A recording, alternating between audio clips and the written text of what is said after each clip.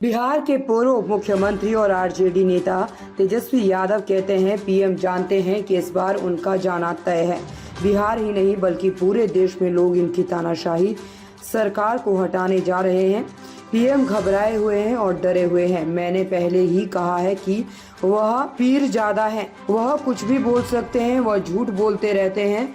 मैं उनसे कहना चाहता हूं कि धर्म के साथ साथ धर्म शास्त्र हमें कर्म की भी शिक्षा देता है। उन्हें पिछले 10 सालों में बिहार के लिए जो कुछ किया है उसके बारे में बताना चाहिए। कर्पूरी ठाकुर ने पहले ही सभी धर्मों की पिछड़ी जातियों को आरक्षण दे दिया है, लेकिन जो संविधान और लोकतंत्र को खत्म करना चाहते हैं उनसे पूछिए कि जब हमने आरक्षण बढ़ाया था तब उन्होंने चीजों को अनुसूची 9 में क्यों नहीं डाला। प्रधानमंत्री जी सब जान रहे हैं कि उनका जाना तय है इस बार, और इस बार जो है बिहार की जनता यानी पूरे देश की जनता जो है इस बार तानाशाही सरकार को हटाना चाह रही है।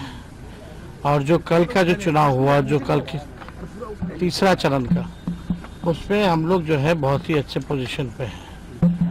जो लोग चुनाव से पहले कुछ समझते थे, अब सब लोग जो है धीरे धीरे उंगली चबाने का काम कर रहे हैं। तो हम लोग पूरी तरीके से एकदम कॉन्फिडेंट है कि 4 जून को इंडिया की सरकार बनने जा रही है। लालू जी के बयान के बाद प्रधानमंत्री अब लालू जी पर अटैकिंग हो गए हैं कि आप अरे वो कब नहीं लालू जी पे बोलते हैं, दिन भर तो हम ही लोग को बोलते रहते हैं।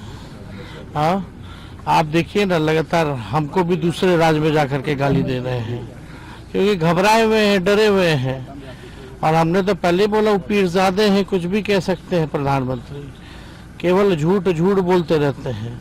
अब तक हम लोगों ने जो आरक्षण बढ़ाया जाति आधारित गणना कराने के बाद 9वीं सूची में डालने के लिए कैबिनेट ने हम लोगों ने भेजा था, अब तक जो है 9वीं सूची में वो उन्होंने किया नहीं।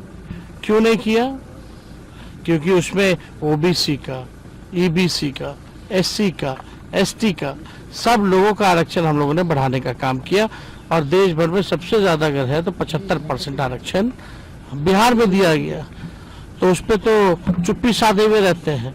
और यही जब जाति आधारित गणना हम लोग करा रहे थे, सॉलिसिटर जनरल को खड़ा करके उसका सुप्रीम कोर्ट में विरोध करा रहे थे।